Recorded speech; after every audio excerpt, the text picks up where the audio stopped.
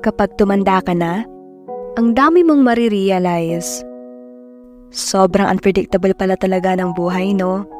Di mo talaga masasabi kung sino yung aangat o kung sino yung mapupunta sa baba.